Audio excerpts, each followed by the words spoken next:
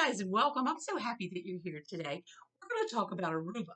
I went to Aruba for the first time last week on a cruise. We did the ABC Islands, that would be Aruba, Bonaire, and Curacao.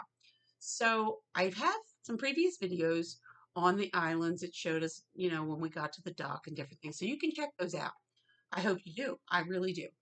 I'm really excited about sharing this stuff with you. This video is titled 7+ facts to know about Aruba. Now, it's 7+, not going to lie. So we're going to start with number one. Number one, if you didn't know this, Aruba is consistently windy. They have something called the trade winds, and the trade winds blow year round in Aruba. When I was there last week, I was so thankful for the trade winds because it was July in Aruba and it was extremely hot. So the breezes were absolutely amazing. I loved it. Now, just so you know, the average temperature for Aruba is 82 degrees Fahrenheit year round. So it's always warm in Aruba, and they always have the trade winds. But having said that, the trade winds are also less at certain times of the month. Even though the winds always blow, they are varied.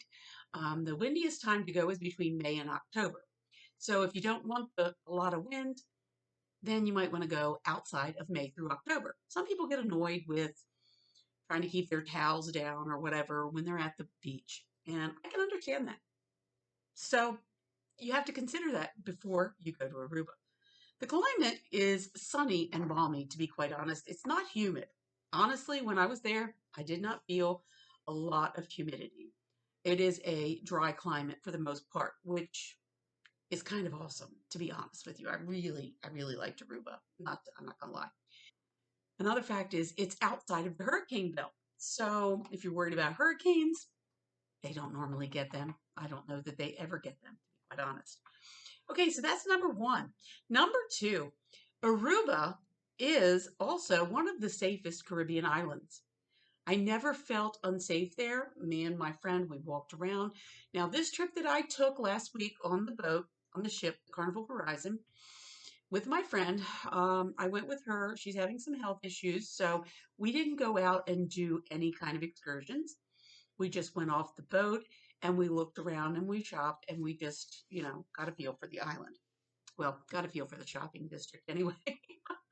So, um, you know, we didn't feel unsafe.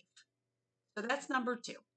Number three, they're really big on these islands about protecting the wildlife and conserving the ecosystems.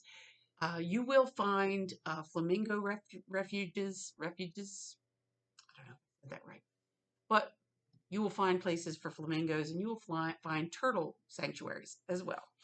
So if you like that kind of stuff, there's a lot to see and do there. Again, I didn't get out to do a lot of it, but I'm going back. The next thing I want to talk about is it's an island country. It is a constituent island within the Kingdom of the Netherlands. So it is part of the Netherlands. They speak, I think, 4 different languages there. So you don't have to worry. They do speak English. You won't have any problem with that. So that's number 4. Number 5, Aruba is a huge vacation destination, and it has a large and varied choice of accommodations. You can find just about any kind of accommodation that you want there. They have high-rise buildings, low-rise buildings. You can get bungalows. You can get timeshares. They have it there for you. Number 6, communications and Wi-Fi. Communications and Wi-Fi. You can communicate. They have landlines. You can call out. I didn't have to use this. I was on a ship, so I didn't. But I did find out that you can call out, and it's 001 to call the United States, and any other countries, it's 000, I believe it's 3. But you can use phones, the landline phones, or you can rent a cell phone while you're there if you're staying for an extended period of time. And then finally, Wi-Fi is available in almost every resort and all public places. So having access to friends and family that you've left that didn't go with you to Aruba, why wouldn't they go with you to Aruba? That's just crazy. You don't need to talk to them. can't join you and have fun, they need to stay home anyway. Anyhow, so let's go. Number 7, the drinking water is pure and it is drinkable. The tap water is pure and drinkable. They have a recycling facility and they recycle the ocean water, take all the salt out, and you can drink the tap water. There's no need for bottled water in Aruba. Number 8, the electricity is a standard 110 AC. It's the same as the US and Canada, and there's no need for any kind of adapter. Number 9, tipping. Let's talk about tipping. It's funny. A lot of countries don't tip. The United States is the one that's the big on tipping. So tipping in Aruba is not obligatory. You do not have to do it. It is solely at the discretion of the traveler or the visitor.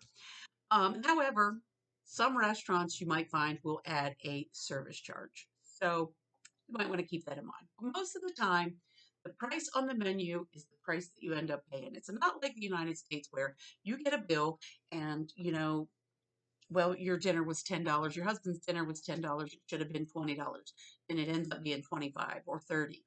And then you have to add the tip. There's none of that. What you see normally is what you get. Okay, and last but not least, number 10.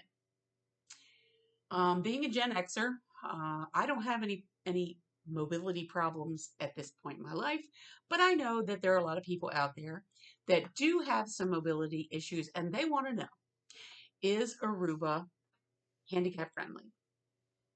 And from what I saw in the shopping district, I would have to say that yes, for the most part it is.